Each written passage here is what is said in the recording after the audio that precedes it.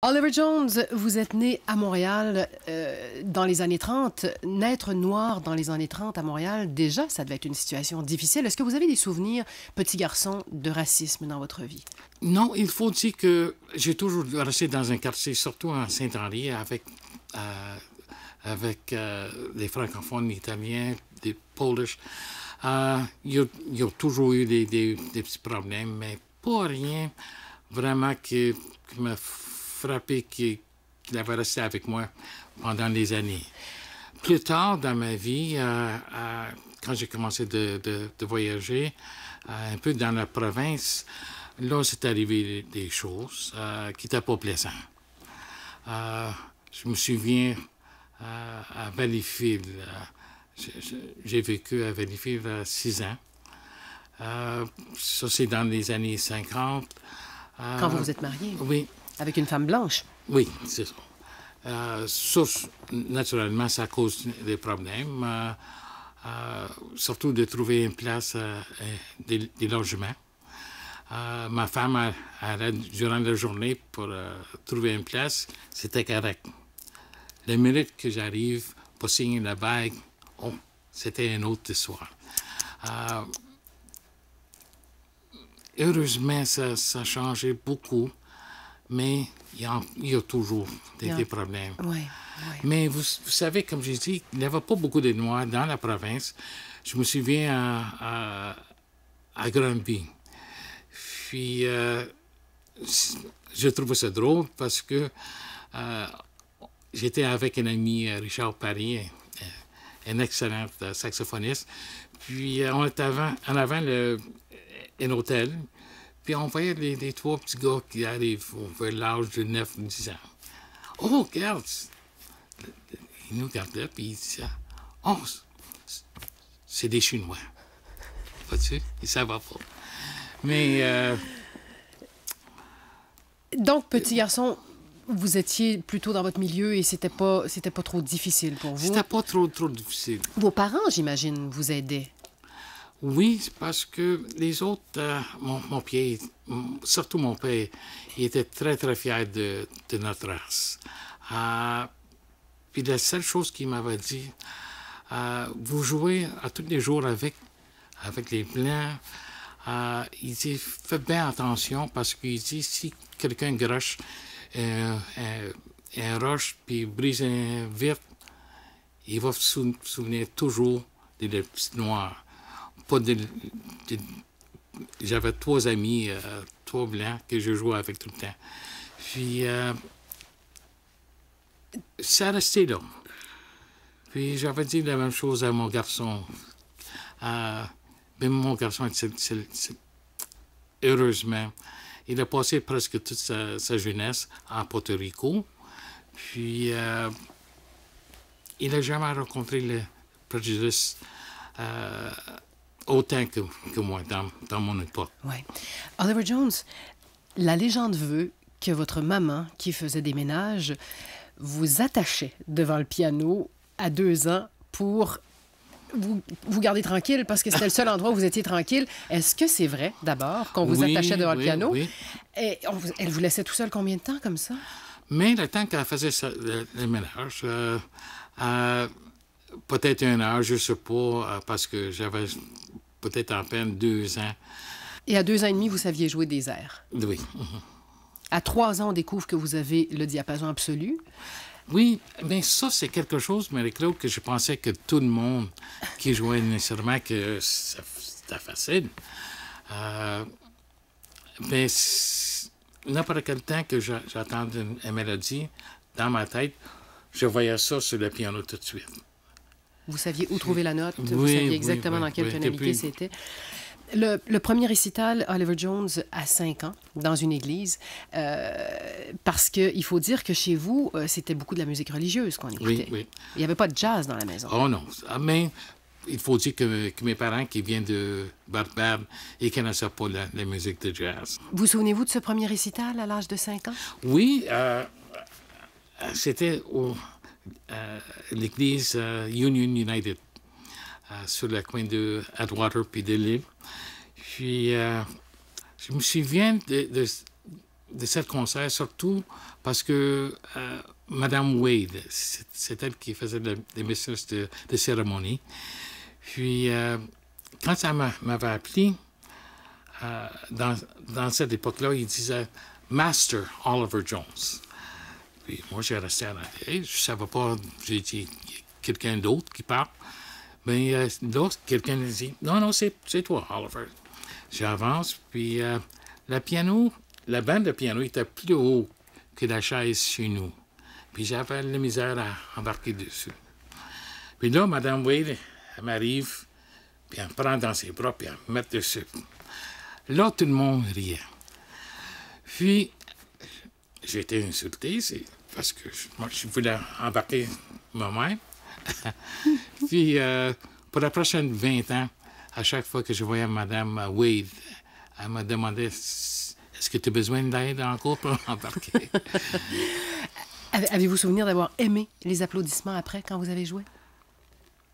Ça, je me souviens pas. Excepté que après ça, les gens dans le quartier vous demandaient de jouer beaucoup. Me demandaient toujours de faire des concerts pour... On avait presque 3 ou 4 fois par année des concerts à l'église, mais les petits concerts dans les hôpitaux pour les malades, même dans les prisons. J'en ai fait ça à partir de l'âge de 8 ou 9 ans. Puis j'ai toujours aimé ça. Oliver Jones, vous devenez comptable très jeune pour faire plaisir à votre père, comptable dans une usine de robes. Mais mon père, même si était très, très fier de moi, mais il pensait, pas lui, de travailler dans les clubs, faire la musique de jazz. C'était pas un métier. Oui, c'est ça, justement. Il s'inquiétait pour vous. Oui. J'avais essayé de faire plaisir à mes parents, mais non, j'avais pas de la tête pour devenir comptable. J'approchais 17, 18 ans, je pense. Puis, c'est là que j'ai eu ma première job steady avec mon ami Richard Paris puis Bruce Parent. Puis, on a travaillé dans un club sur la rue Masson. Et là, les choses ont continué d'évoluer. Vous avez accompagné très, très longtemps plusieurs musiciens. Est-ce que vous étiez heureux comme accompagnateur? Oh oui, très. Vous étiez content? Oui, puis j'ai toujours trouvé que j'étais une meilleure pianiste pop qu'un musicien de jazz. Non. Oui, dans cette époque, surtout dans les clubs, puis dans tous les hôtels, on avait des spectacles, des grands spectacles avec des magiciens, des danseurs, des claquettes. Puis j'ai accompagné tout le monde, comme Jean Roger, Michel Lauvin. C'était une époque qui était extraordinaire, surtout ici à Montréal. Et vous n'aviez pas envie d'être soliste à ce moment-là? C'était pas un rêve de dire « je veux être en avant ». Quand vous avez décidé finalement un jour de dire « ben là, moi, c'est du jazz que je vais faire, mon fils est grand, je peux vraiment faire ce que j'ai envie de faire », ça a été une explosion extraordinaire pour vous, dans le sens de vous retrouver partout sur la scène, dans le monde, les grands honneurs. Quand on parle de grands honneurs, Ordre du Canada, Ordre du Québec, Prix Martin Luther King, avez-vous été surpris de tout ça? J'étais surpris parce que je ne m'attendais pas à ça du tout. Du tout. Puis c'est arrivé une trentaine d'années après que j'ai commencé. Vous voyez, la première fois que j'ai eu la chance de vraiment faire quelque chose, c'était en 80. Quand j'ai retourné de Porto Rico. Vous aviez été 17 ans ou à peu 17, près? Parti 16 ans. Ça devait durer 4 mois, ça a duré 16 ans. Oui, c'est ça. Mais j'ai bien aimé ça aussi là-bas. Je m'ennuie en cours de Porto Rico. Mais j'ai eu la grande opportunité de travailler avec Charlie Biddles. Puis, c'est depuis ce temps-là que j'ai eu la chance de faire seulement de la musique de jazz. Puis, ça fait... Et vous vous êtes retrouvé en avant, la grande vedette. Mais pas grande vedette, mais j'ai bien gagné ma vie. Vous êtes J'étais modeste. non, j'étais très, très chanceux. Il faut dire que moi, je pense que j'ai retourné à Montréal dans un temps qui était très, très important. C'était le commencement du festival de jazz. Il m'a donné une opportunité extraordinaire. Oui. Puis en 83, quand j'ai commencé à enregistrer pour Just in Time, ça, franchement, c'était ma chance. Ça a changé votre vie, Ah oui, finalement, du tout au complètement. tout, parce que là, vous vous êtes retrouvé à faire des tournées partout dans le monde, Oui. en Australie, Nouvelle-Zélande, par le biais de ce Néo-Zélandais que vous aviez rencontré, je pense que c'était à l'hôtel Reine-Élisabeth. C'est ça, justement. Aviez-vous aimé la vie de tournée? Oui, j'ai bien aimé ça, mais je pense que dans la dernière 15 ans que j'ai travaillé, que peut-être j'avais fait un peu trop. Parce que je faisais un entour de peut-être 115 à 120 concerts par année. Puis, Ailleurs, dans le monde, là. dans le monde. Pas à Montréal. Puis souvent, donc on parle de voyager peut-être 300 000 milles par année. Puis j'étais parti de chez nous 8 mois, souvent. C'est arrivé une couple de fois que j'arrivais de Europe, j'arrive à Dorval. Ma femme Monique était là avec une autre valise. Puis on a eu la chance de prendre un café ensemble, puis aller ailleurs. Puis, C'est dur pour la vie de famille, ça. C'est dur pour une femme. C'est dur pour la famille. Puis, heureusement, la meilleure chose qui m'est arrivée dans ma vie, c'est mes années avec ma femme, Monique. Ça, c'était bien, bien important. De trouver quelqu'un qui comprenait la vie des musiciens, puis avoir de la patience.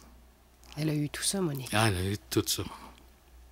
Puis, heureusement, j'ai eu un garçon extraordinaire qui n'a jamais donné du trouble à sa mère le temps que j'étais parti, parce qu'il avait l'âge de teenager, puis vous savez que ça peut être un trouble pour un garçon. Mais heureusement, la meilleure chose qui m'est arrivée dans ma vie, c'est la journée que mon garçon est venu au monde. Les gens me demandent souvent l'affaire la plus importante dans ma vie, c'est ça. J'ai eu la grande opportunité de rencontrer les gens pour jouer pour les plus grands. Pour les présidents, la reine, M. Mandela. Mais il n'y a pas rien qui m'a touché autant que la journée que mon garçon est venu au monde. Oliver Jones, vous êtes un grand musicien et comme être humain, je dois dire que j'ai rarement rencontré un être qui dégage autant de douceur et de gentillesse. Est-ce que vous êtes épargné par la colère? Vous ne vivez pas de colère? Non, il faut dire. C'était un vrai cadeau que le bon Dieu m'a donné. C'est pour ça que je trouve que c'est un gift, un cadeau comme ça, il faut partager avec tout le monde. Et vous vous fâchez jamais? Bien, bien rare. Bien rare. Qu'est-ce qui peut vous mettre en colère? Peut-être une température comme aujourd'hui. Mais non, il n'y a pas grand-chose. Parce que j'étais tellement chanceux dans ma vie. J'ai eu l'opportunité, des choses qui m'arrivaient que j'ai jamais rêvé de ces choses-là. Puis heureusement, j'encours ma santé. Pourtant, j'en ai eu beaucoup des opérations. Plein majeures. d'opérations. Oui, Pour oui. l'arthrite, il y a eu un problème à l'œil à un moment donné, décollement de la rétine, quelque chose comme ça. Mais on dirait qu'il y a quelqu'un toujours qui est là pour moi. Puis aussi, j'ai j'ai fait une vie que mes parents, je suis sûr qu'ils seraient très, très fiers de moi. Puis, j'ai eu la chance, j'ai eu l'opportunité de faire quelque chose qui touche les gens. Puis, partout, surtout dans la province, c'est tellement rare qu'un artiste qui a eu la chance d'être vraiment connu dans sa propre ville. Puis moi, j'ai eu cette opportunité-là. C'est pour ça que je suis très, très fier de ma vie. Puis il faut dire merci à le bon Dieu. Et là, la santé va bien en plus? Oui, oui, très, très bien. Par contre, vous ne jouez plus de piano. Ou presque plus. Presque peu. Par choix, à part ça. C'est pas parce que vos mains vous font mal ou... Non, la retraite, c'était là, ça fait presque 20 ans. Mais ça m'a jamais dérangé. Vous aviez mal aux mains et vous pouviez jouer quand même? Oui, oui. Aujourd'hui, j'ai pas la force dans mes mains, sûrement. Mais j'ai toujours dit, peut-être un jour, ça viendra. Mais là, vous ne jouez pas. J'en fais quelques concerts privés pour aider les enfants autistiques. Ouais. J'en ai toujours fait. J'ai continué à faire ça. Puis, ça se peut que l'année prochaine, je vais faire un couple de concerts pour encore une autre organisation pour aider les enfants, surtout. Mais comme vous ne jouez plus Oliver Jones sur une base quotidienne, quand vient le temps de donner un concert, est-ce que ça vous donne un trac? Est-ce que ça vous donne... Est-ce qu'il faut que vous vous remettiez à faire plein d'exercices ou c'est toujours là comme la veille? C'est toujours là. Certains... j'ai eu la chance, il y a 3 semaines, j'ai été invité à Toronto pour un gala pour Oscar Peterson. Puis, j'ai eu la chance de jouer 2 pièces. Puis, ça a bien été. J'ai pas eu de la misère du tout. Mais peut-être pour faire un concert de 1 heure, 2 heures, c'était un peu trop. Mais ça se peut que cet hiver, en Floride, je vais prendre le temps de pratiquer un peu. Ça se peut qu'il y a quelque chose qui va se passer l'année prochaine. Ah! Peut-être. On peut pas en parler maintenant? Non. Vous piquez notre curiosité. Oliver Jones, une dernière question. Si je vous demandais le plus beau souvenir de toute votre vie, de votre carrière, surtout de toutes ces années de musique, est-ce qu'il y a un souvenir qui remonte en particulier, que vous n'oublierez jamais? C'est difficile à penser à quelque chose. Peut-être la première fois que j'étais en Nouvelle-Zélande. Parce que c'était la première fois que je jouais dans un endroit que je ne connaissais pas personne dans le foule. Puis, je jouais avec des musiciens que je n'ai jamais joué avant.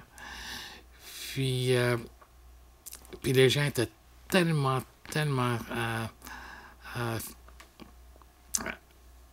sympathiques.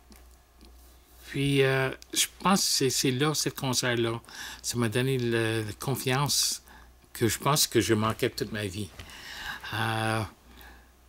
C'est ce concert en 84. Puis pourtant, ça faisait déjà 40 ans que je jouais du piano. Mais cette fois-là, j'ai des beaux souvenirs de ce concert. Puis ça a toujours resté avec moi. Oliver Jones, qu'est-ce que je vous souhaite en terminant? La santé, surtout. On vous souhaite plein de santé et on se souhaite que vous jouiez encore pour nous longtemps. Merci beaucoup pour cette belle demi-heure, Oliver Jones. Un grand plaisir pour moi. Merci.